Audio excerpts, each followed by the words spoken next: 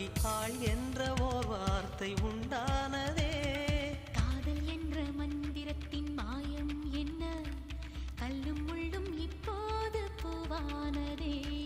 வானவில்லின் துண்டொன்று மண்ணில் வந்து யாருக்கும் சொல்லாமல் பெண்ணானதே.